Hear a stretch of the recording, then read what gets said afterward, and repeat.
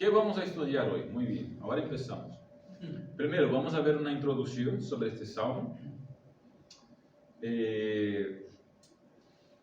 Vamos a ponerlo en su contexto histórico. Vamos a ver dos puntos dentro de este salmo. El gozo compartido por la casa del Señor. Vamos a ver esta pregunta sobre la oración por Jerusalén o por Israel a día de hoy. Vamos a hacer algunas conexiones cristológicas entre este salmo y el Evangelio. Y por último, conclusiones y aplicaciones. ¿A dónde hay que ir para encontrarse con Dios? Si hoy alguien te dijera que para encontrarse con Dios, tú tienes que ahorrar dinero, comprar un boleto de avión y viajar miles de kilómetros hasta un edificio específico, yo pienso que muchos harían tal esfuerzo, ¿sí o no? A los hombres de alguna manera nos emociona lo religioso, lo lejano y lo sagrado. ¿Cuánta gente va de peregrinación de aquí y allá a ciudades y pueblos conocidos por ser más religiosos, pensando que de alguna manera en estos lugares pues van a encontrar una bendición especial, ¿verdad? Sin embargo, el Salmo 122 que hemos leído nos revela un secreto maravilloso. ¿Cuál es? El gozo más grande del universo no está en un viaje turístico espiritual a Oriente Medio ni a ninguna otra parte, sino en el milagro de que 2 o 3 creyentes se reúnan en el vecindario más sencillo para adorar a Cristo. Hoy descubriremos por qué congregarse, sea aquí en este local, en esta reunión pública, con más que 2 o 3, o en un pequeño grupo, en una casa, pues sigue siendo el mayor privilegio de la tierra. El privilegio más grande que uno puede llegar a tener. Vamos a ver un poco del contexto histórico de ese salmo antes de que entremos en él. Primero, es un cántico gradual. Viene justo en el título del salmo, pone cántico gradual de David. ¿Qué es un cántico gradual? ¿Qué es un cántico gradual? Un cántico que se solía hacer cuando iban hacia el templo, ¿no? Exactamente. Entonces había al menos 3 fiestas judías en Jerusalén al año, de las cuales los peregrinos iban a Jerusalén, ¿no?, para celebrar allí aquellas fiestas. Pues normalmente, cuando llegaban a las puertas de Jerusalén, había una colina que subía. Y subían a esta colina, pues cantando estos tipos de salmos. Ya probablemente venían cantando en el peregrinaje, pero llegando a Jerusalén, al subir, porque Jerusalén está en lo alto, en un monte, al subir, pues subían cantando. Por eso se llaman cánticos graduales, o que viene del hebreo, cántico de ascensión, porque estaban subiendo, ascendiendo, ¿no? Estos salmos son los salmos del 120 a 134, son 15 salmos que vienen en el Salterio, que son llamados cánticos graduales. Como he dicho, se cantaba hacia arriba cuando iban subiendo esta colina hacia Jerusalén. ¿Cuál era su uso? Pues su uso era era un himno cantado por los peregrinos rumbo a Jerusalén para las fiestas judías estas y el culto público en el templo también. Llegando allá, seguían cantando. Es como que venían cantando, subían cantando y llegaban al templo y continuaban cantando. La música estaba ahí siempre. Entonces, por eso los salmos son el libro más grande de toda la Biblia, 150 salmos. ¿Qué libro tiene 150 capítulos? Ninguno. Solamente el salmo. Entonces, este salmo captura, o estos salmos capturan la emoción del viaje sagrado y la preparación del corazón antes de llegar a esta ciudad, Jerusalén.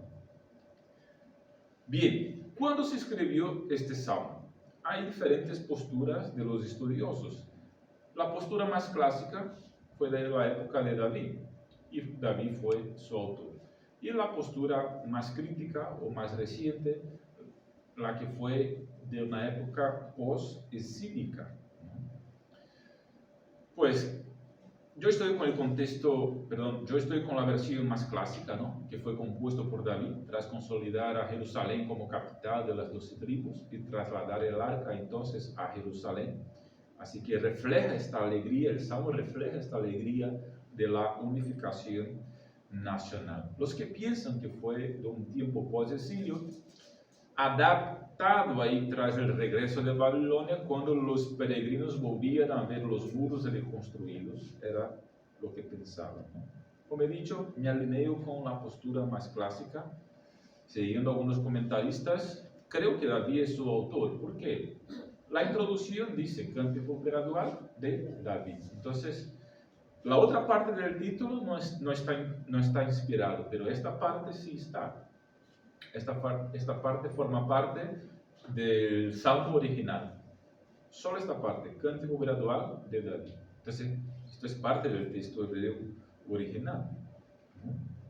Entonces, es una evidencia textual. Y luego nos dice el versículo 5, menciona los tronos de la casa de David gobernando en ese momento, pues algo que no existía después del exilio babilónico.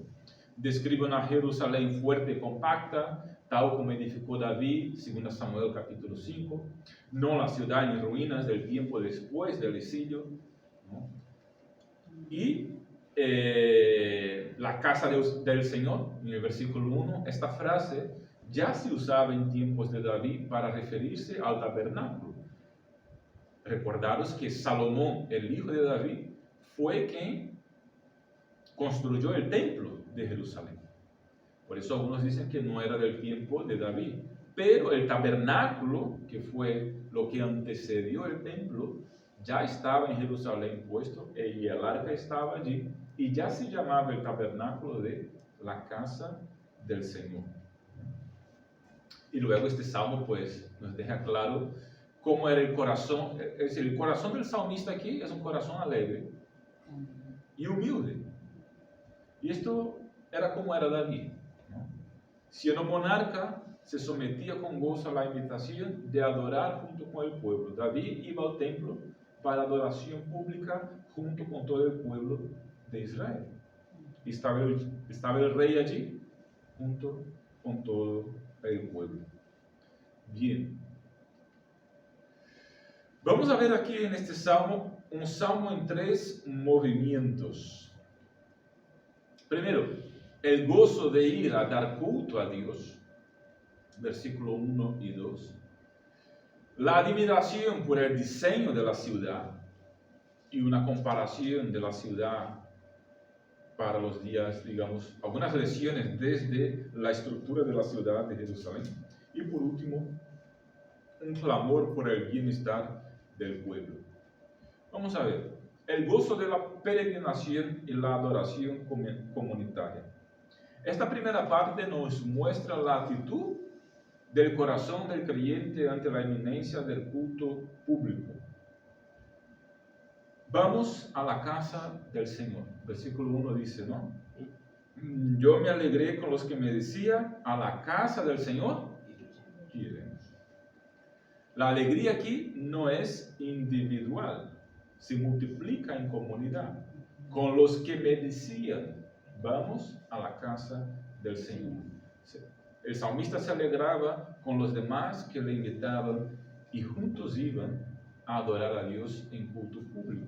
Esta es la respuesta del corazón ante la invitación. Es un gozo interno que produce el llamado de la comunidad. A la casa del Señor iremos. La pregunta es, ¿hay este gozo hoy, no? En el corazón nuestro.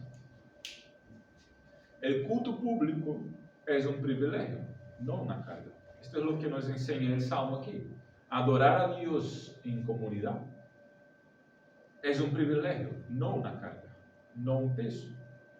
La alegría no es individual, se multiplica en comunidad. Entonces, uno puede adorar a Dios en casa solito, está muy bien, lo debemos hacer, debemos adorar a Dios las 24 horas del día. Pero hay un espacio que fue creado por Dios desde el Antiguo Testamento y que se evidencia también en el Nuevo Testamento con la iglesia, de que estamos llamados a, en comunidad, dar culto a Dios de manera pública. Por eso la puerta está siempre abierta, porque cualquiera puede entrar y participar de lo que es un culto público. No hay misterio. Por eso también transmitimos en directo, porque lo que hacemos aquí dentro no hay misterio ninguno. Es un culto público a Dios. No hay secretos. Siguiendo. ¿Cómo transicionamos esto al Nuevo Pacto? En el Antiguo Testamento, Jerusalén representaba el templo, la casa y la presencia misma del Señor. Sin embargo, hoy no hay un lugar único al que ir a adorar. El templo, ¿quiénes son? Nosotros mismos. Dios reside en nosotros. Amén. Por lo tanto, donde nos reunimos, allí adoramos. ¿Qué hay de especial con este local? Pues nada, antes era el antiguo centro cívico. Mañana puede ser otra cosa. Hoy es nuestro local de reunión. Entonces la importancia suya es cuando venimos acá. Amén. Porque lo importante es cuando estamos reunidos. Ahí está la iglesia. Pero si nos reunimos afuera, pues afuera estará la iglesia. Y si nos reunimos en una casa estará la iglesia. Y allí adoraremos en comunidad, dando culto público a Dios. Bien. Esto es diferente del Antiguo Testamento, porque en el Antiguo Testamento había un local específico que era el tabernáculo, ¿no? Entonces, ¿cuál es el principio vigente? Aunque la geografía cambió, el gozo compartido por adorar a Dios juntos en el culto público debe seguir habiendo. Es decir, en el Antiguo Testamento era un local específico en Jerusalén, en aquella ciudad. A día de hoy puede ser cualquier lugar que estemos reunidos. Pero el principio es el mismo. ¿Cuál es el principio? El gozo de adorar a Dios en comunidad. Por eso venir a dar culto a Dios no puede ser una carga, sino una alegría, un gozo, un privilegio. Nuestro entendimiento tiene que ser así. Entonces la iglesia local, física, sigue siendo el punto de encuentro de los peregrinos de la gracia. El asombro del peregrino cuando el viaje largo y peligroso termina y sus pies finalmente pisan el umbral seguro de la presencia de Dios, ¿no? Porque el Salmo dice, versículo del número 2, nuestros pies estuvieron dentro de tus puertas, oh Jerusalén, Jerusalén, que ha sido edificada como una ciudad que está bien unida entre sí.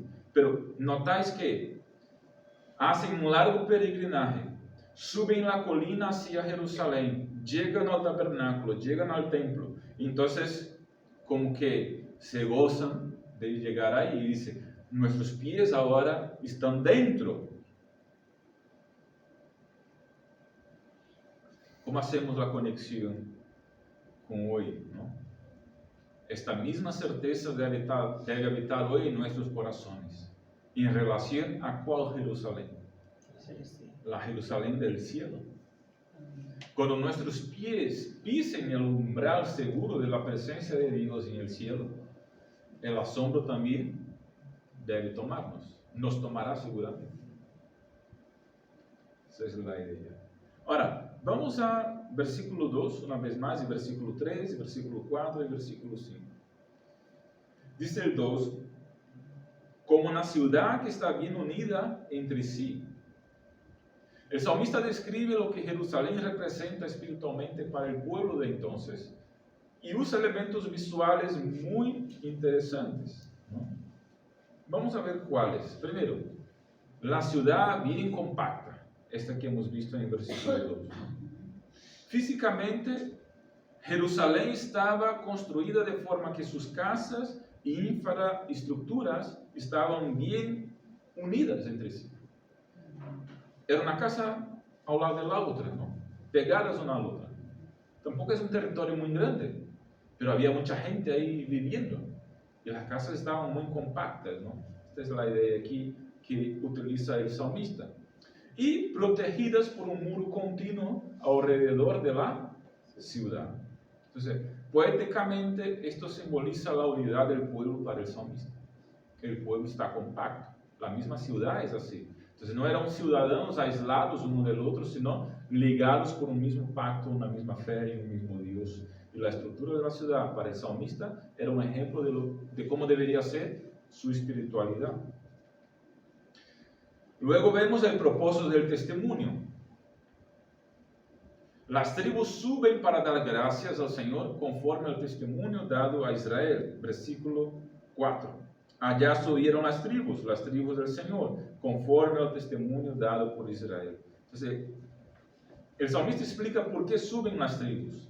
Van para dar gracias al Señor conforme al testimonio dado a Israel. Entonces, esto describe el propósito de la ciudad. Ser como un imán que une lo que estaba disperso. Israel estaba dividido en 12 tribus. En la época de David era así, ¿no?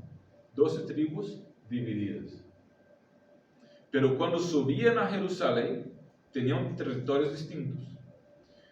Pero cuando subían a Jerusalén, Jerusalén era como el eje central de todo el pueblo. Y les recordaba a todos que eran un solo pueblo.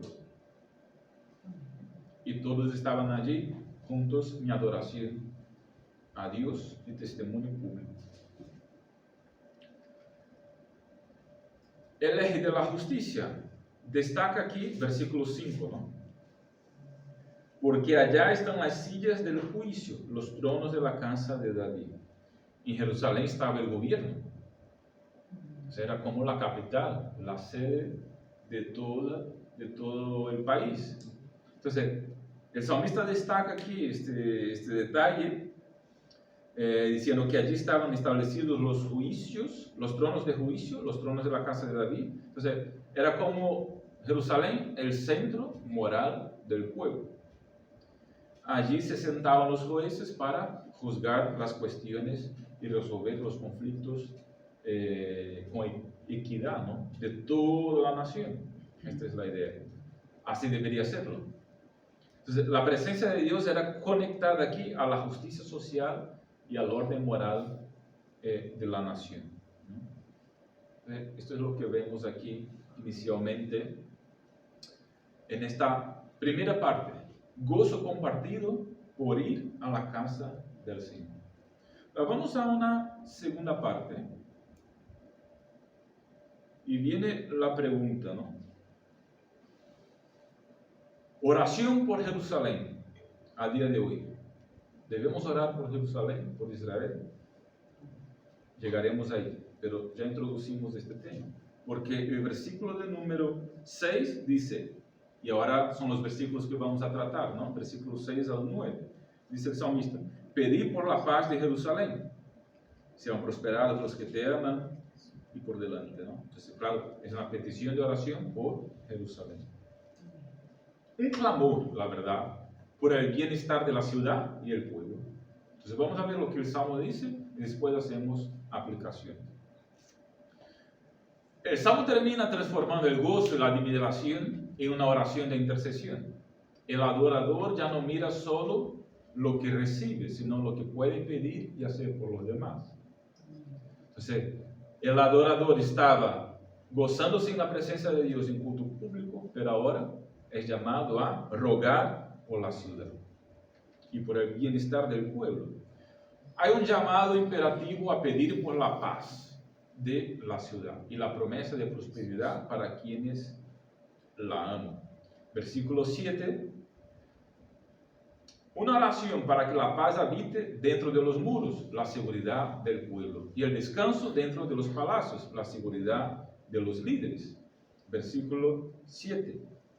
Es decir, lo que está pidiendo el salmista es que oren por la paz del pueblo y la seguridad de sus líderes.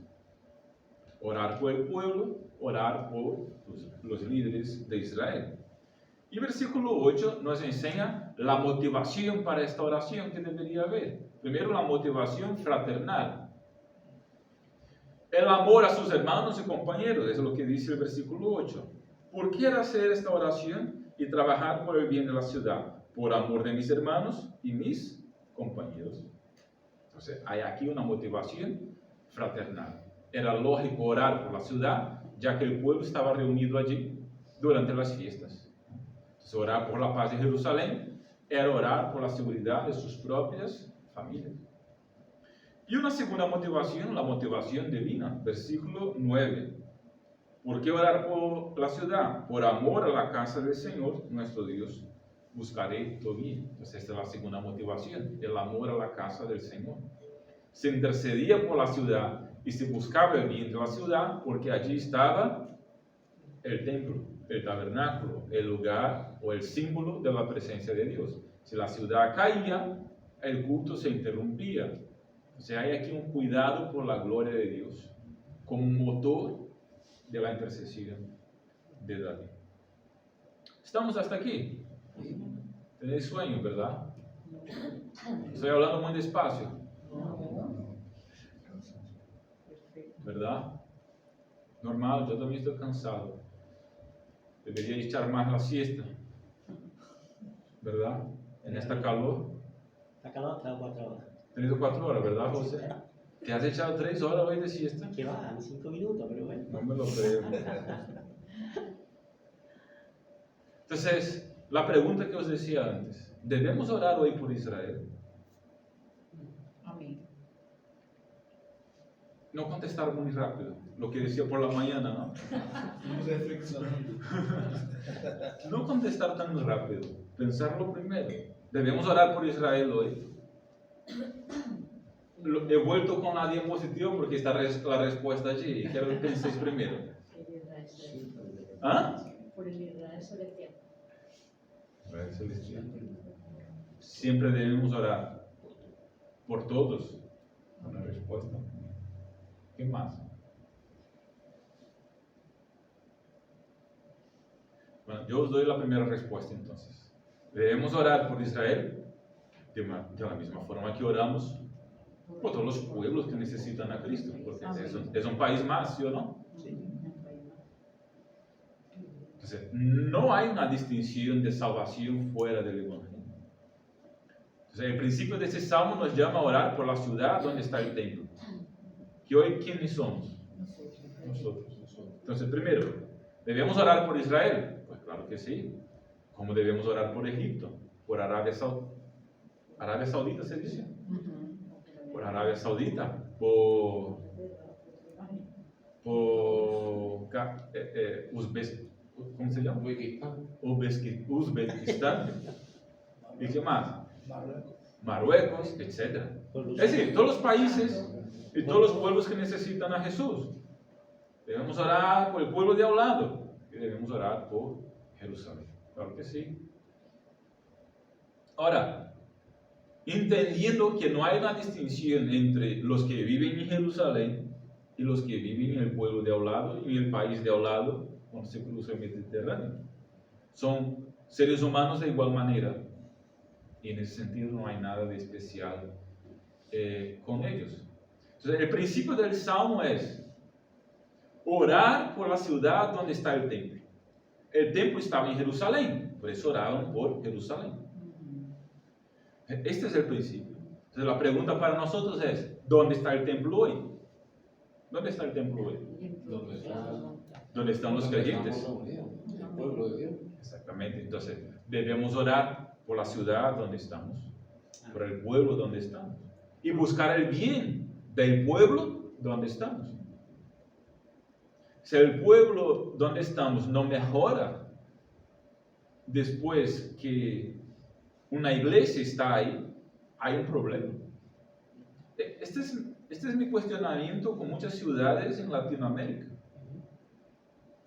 donde se dice estadísticamente que hay muchos creyentes, pero la ciudad en sí no cambia.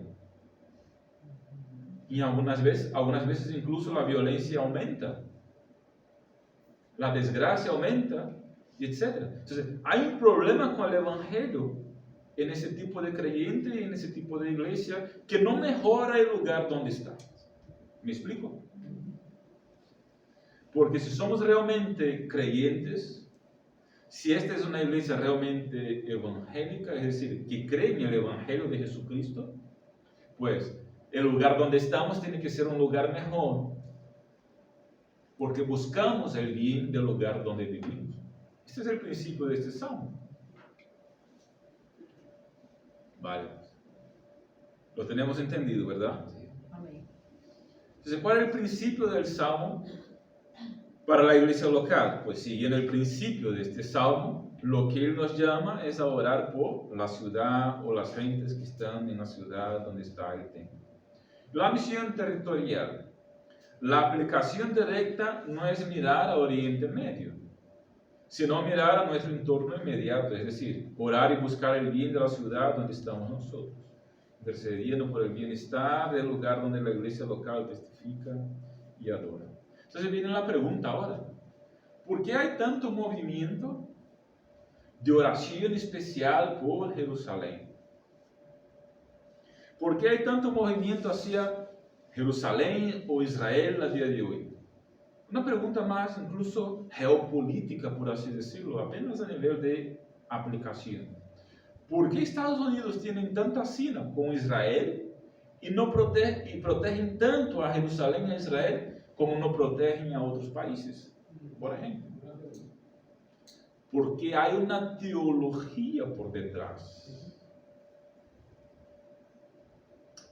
que motiva esto. Y sabéis que Estados Unidos tiene un porcentaje de cristianismo bastante elevado históricamente hablando. Y sus presidentes y gobernantes a lo largo de la historia, porque la protección hacia Israel no viene de hoy, viene de largo, ¿no? Pues todo esto tiene origen y un trasfondo teológico. Veremos. ¿Por qué esto es así? ¿Alguien tiene alguna idea? ¿Qué tipo de teología promociona esto? El dispensacionalismo. Yo os digo precisamente esto. Hay tres corrientes actuales que conviene entender ahí y evaluar a la luz de la Escritura, pues para entender precisamente esto, ¿no? Y el primero es lo que dijo realmente Juan, el dispensacionalismo y en algunos casos el dispensacionalismo extremo. ¿Qué es esto? Pues, para resumir, porque no puedo profundizar demasiado, incluso ya he dado estudios sobre lo que es el dispensacionalismo en domingos anteriores, pero para resumir, ¿en qué consiste? Pues una línea teológica que enseña que Dios tiene dos planes de salvación totalmente separados, uno para la iglesia y otro para la nación física de Israel. Creen que el Israel político actual sigue siendo el reloj profético de Dios y que la reconstrucción de un templo de piedra en Jerusalén es necesaria para el fin del mundo. Pues de ahí, de este resumen, tú ya puedes entender, nosotros podemos entender por qué hay una superprotección de algunos países y por qué hay algunas iglesias llamadas evangélicas que tienen bandera de Israel en su templo, o tienen cositas de Israel por ahí, o oran por aquel país y demás, como si fuera algo especial. Y esta es la teología que está por detrás, porque el dispensacionalismo, esta línea teológica, tiene largo recorrido en Estados Unidos. Este es el tipo de línea teológica que motiva, pues, esta superprotección política de los Estados Unidos hacia Israel, pues para dar un ejemplo práctico, ¿no? Sí, está obvio, pues ellos piensan, esta línea, que hay una línea de salvación para la iglesia y hay otra línea de salvación para los judíos, y que un templo físico tiene que ser construido en Jerusalén para entonces llegar al fin del mundo. Y esto es bastante fuerte, o esta línea tiene mucha fuerza, especialmente entre los pentecostales, que no son todos, ¿vale? Digo ya de primera mano para que nadie me interprete mal, pero tiene un recorrido fuerte entre las iglesias pentecostales. Y debido a esto, pues tenemos que hablar de una segunda razón, que es, pues antes de llegar ahí, lo que ocurrió con las iglesias neopentecostales, que fueron para un pentecostalismo extremo, que saliendo de esta línea pentecostal más clásica van a un pentecostalismo extremo, pues, y ya empiezan a pensar que lo que hay en Israel realmente es tierra santa. Por eso te das cuenta que en algunas iglesias hay como, ¿cómo se llama aquello que tiene? Una menorá. Aquello que tiene 7 cosas así, ¿no? Que tienen velas arriba. Candelabro. Candelabro. Los 7 brazos. Pero la menorá es esto también, ¿no? Sí, candelabro. La menorá es el candelabro este. Y a lo mejor algún símbolo de Israel allí. O incluso un shofar. Ya he visto también. Tocando shofar. ¿Sabes lo que es un shofar? Como un cuerno, ¿no? Que se utilizaba en el Antiguo Testamento para llamar al pueblo a la adoración. Entonces, mucho cuidado con esto, porque ya veremos por qué. Vamos a ver por qué. Vamos. ¿Cuál es el peligro del dispensacionalismo? Pues borra la enseñanza del Nuevo Testamento de que en Cristo ya no hay judío ni griego. Gálatas 3:28. Entonces, esta distinción de pueblos ya no puede haber. Griego, judío y de cualquier otra nacionalidad, pues dice judío y griego porque los griegos eran los que estaban a la vuelta de los judíos en aquel entonces. Pero podemos cambiar el griego por cualquier otro pueblo. Ya no hay judío ni español, ya no hay judío ni griego, ya no hay judío ni alemán. Ya no hay división entre pueblos y razas. Y que la iglesia es el verdadero Israel de Dios compuesto por fe, dice Gálatas 6:16. Entonces, el Israel de Dios ya no es físico, sino es espiritual y se llama iglesia. Porque eso es un peligro, hay una falsa seguridad y una misión desviada. Así creer que pertenecer a una raza o nación terrenal otorga salvación automática, olvidando que los judíos, igual que los demás pueblos, necesitan arrepentirse y creer en Jesucristo. Entonces, nadie va a Cristo, nadie va a Dios aparte de Cristo. Él es el único intermediador, no hay otro.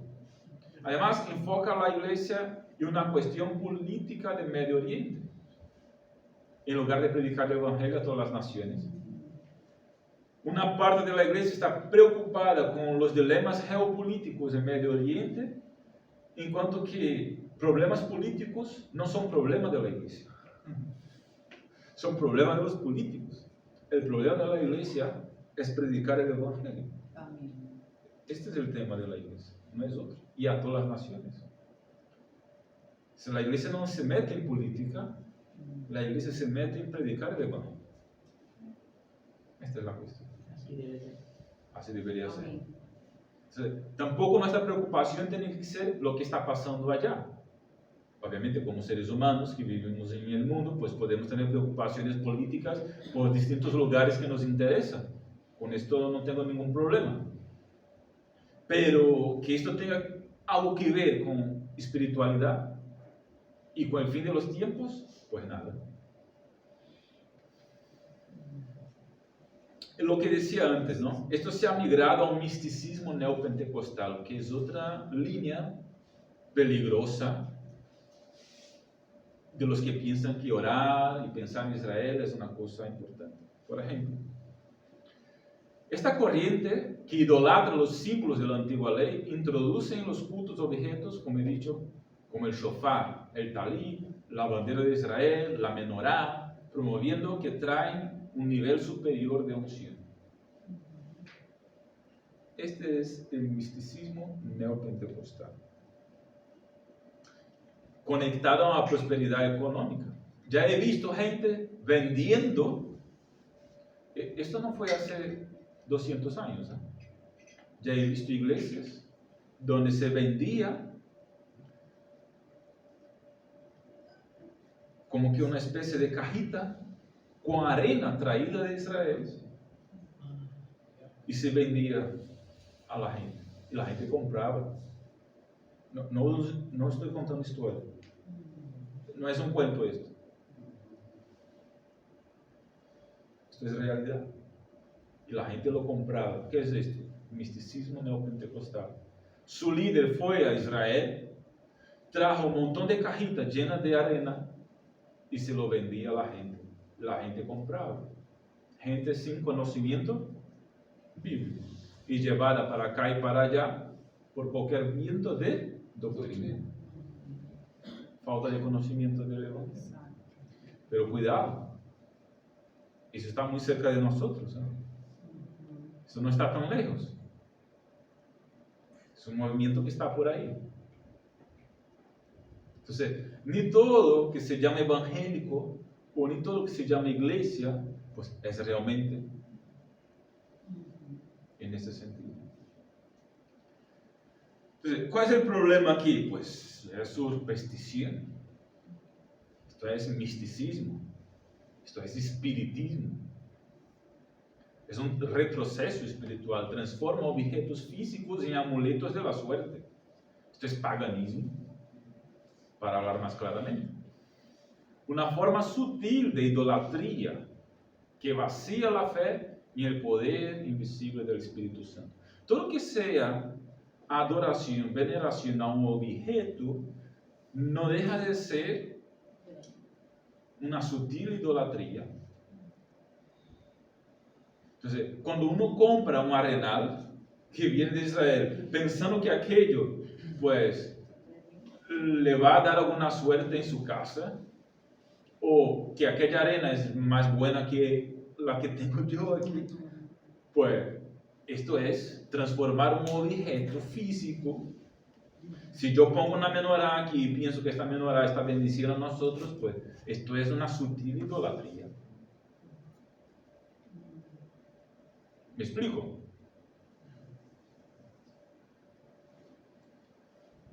Aquí está el problema, ¿no? El libro de Hebreos, lo que dice aquí, ¿no? Hebreos es tajante. Quiero decir, el libro de Hebreos en las Escrituras es tajante. ¿En qué sentido? La ley y sus símbolos eran solo una sombra de lo que había de venir. Pero la realidad es Cristo. Cuando viene Cristo, las sombras se quedan a un lado y la realidad es tomada de una vez por siempre.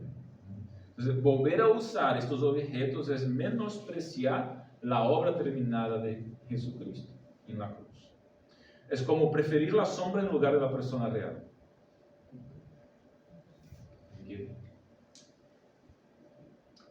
Y otro peligro, la comercialización de la fe. Esto ya lo he visto también a montones. Un montón de viajes a Jerusalén. Alberto ya fue guía turístico en Jerusalén y ha guiado a muchos grupos allí en Jerusalén, en la ciudad. Pues genial. Yo si pudiera ir a Jerusalén como un viaje turístico y de conocimiento, pues genial, porque claro, aquello es geografía bíblica real, ¿no? Pasamos por lugares donde vemos escrito en la Biblia. Pero pensar que ir allí es ir a una tierra santa, no, ahí no. Pensar que ir allí me va a dar una experiencia más espiritual que la que yo puedo tener aquí, tampoco, jamás.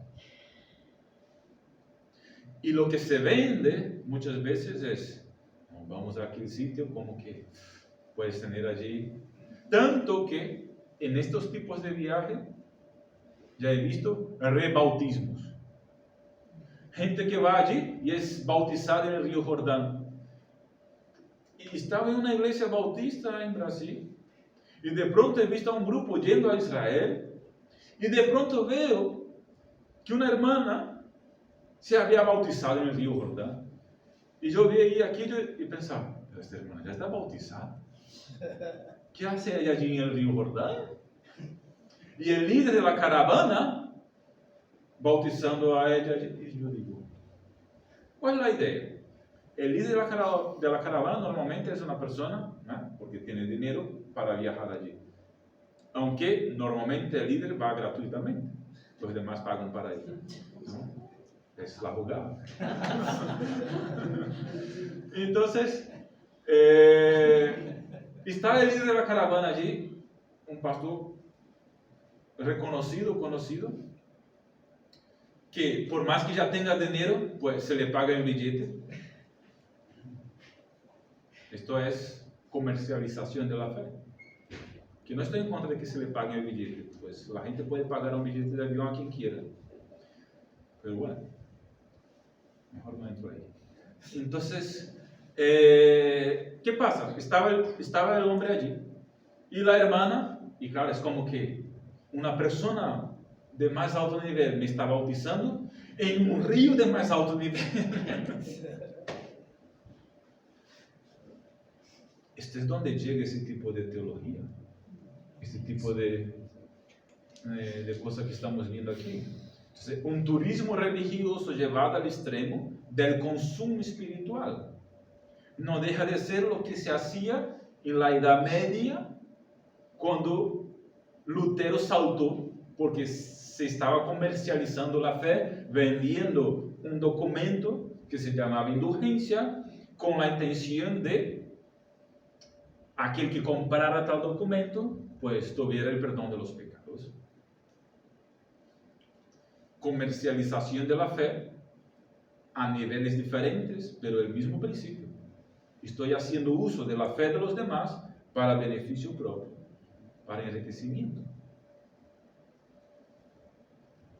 Entonces, se vende a menudo que un viaje a Tierra Santa te hará más santo, que el lago del Jordán sana, que rebautizarse allí otorga un perdón extra, cualquier cosa por el estilo.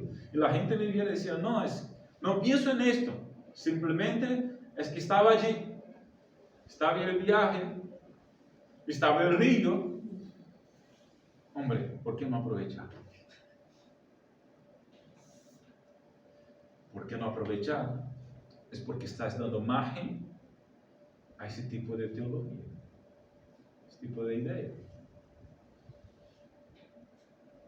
A fin de cuentas, yo puedo bañarme en el río Jordán, donde quiera, pero es que no se puede bañar ahí. Simplemente hay un huequecito, Alberto lo sabe, donde se entran para hacer los bautismos, que está separado y apartado exclusivamente para esto, y hay colas y colas, así, hay colas y colas de gente para entrar en el bautismo, en el río Jordán para ser bautizado.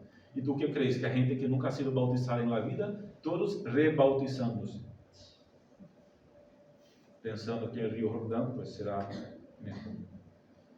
Y normalmente gente de dinero, porque ¿quién paga un billete a Jerusalén? Quien puede, no quien quiere. Muy bien, pues dicho esto ataca la suficiencia del bautismo. El bautismo cristiano es uno solo, dice Efesios 4:5. Rebautizarse por emoción en un viaje turístico es una falta de respeto al sacramento, ¿no? Reduciendo un acto a una experiencia emocional. Mercantiliza la fe y divide la iglesia. Convierte la fe cristiana en un negocio de bendiciones empaquetadas. El favor de Dios no se compra con un boleto de avión. Y hace sentir inferiores a quienes no tienen recursos para pagar un viaje a Israel, como si su comunión con Dios pues no estuviera totalmente plena. Que le falta conocer la Tierra Santa. Dios habita en su iglesia. Su iglesia somos el pueblo reunido.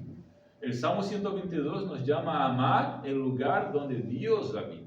Hoy, Dios no habita en un territorio en conflicto en Medio Oriente, que podían estar en conflicto. Dios no habita ni en un río, ni en objetos de lana, bronce u oro, ni de madera, ni de ninguna forma. ¿Dónde habita Dios? Dios habita en medio de su iglesia. Dios habita en su pueblo. Por el Espíritu Santo. Dios habita en ti, en mí, en nosotros reunidos, cuando damos culto a Él. Entonces, busquemos la paz de nuestro pueblo. No caigamos en el error de buscar en los comercios de Tel Aviv lo que Cristo ya nos otorgó gratis en la cruz. Y digo esto también en plan de conocimiento. Es bueno que conozcamos estas realidades para saber de dónde viene y cómo actuar en contra de ellas, ¿no?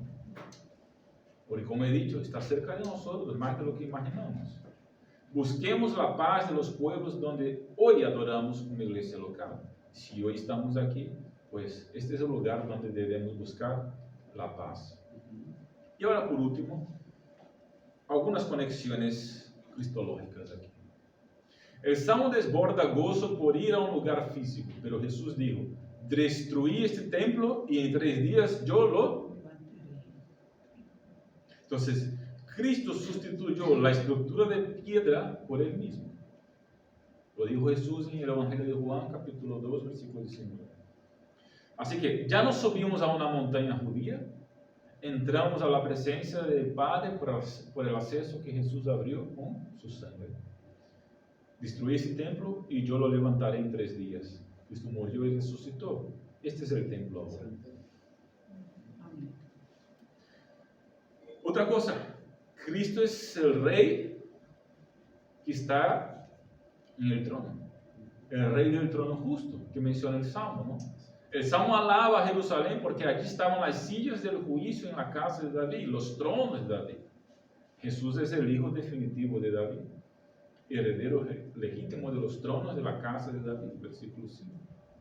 Entonces, su gobierno trae la justicia que las cortes humanas no pueden ofrecer, y un día se sentará en su trono de gloria para juzgar a las naciones con perfecta equidad. Y por último, Cristo es nuestra paz. El texto habla de orar por la paz de Jerusalén. Cuando David pide por orar por la paz de la ciudad, proféticamente apunta hacia Cristo de alguna manera. Jesús lloró sobre Jerusalén porque ella no reconoció lo que conducía a su paz, Lucas 19.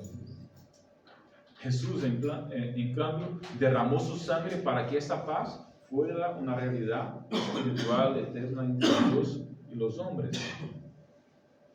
La paz que el mundo no puede dar es la paz que tenemos en Cristo, porque Cristo es nuestra paz. Amar la reunión de los santos. Conclusión. Debemos combatir el individualismo moderno. El diseño de Dios es compacto. Crecemos y nos alegramos cuando adoramos juntos de forma pública.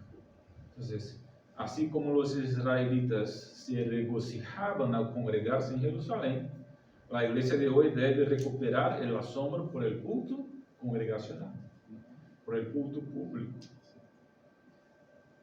El mismo principio del versículo 1. Me alegré con los que me decían: a la casa del Señor iremos. La casa del Señor no es este lugar, pero la casa del Señor es donde estamos reunidos. Amén. Porque la casa del Señor somos nosotros. Entonces el culto público tiene que ser un gozo, una vez más, no una carga. Un privilegio, una alegría. Eso es lo que decía, el gozo compartido de congregarnos.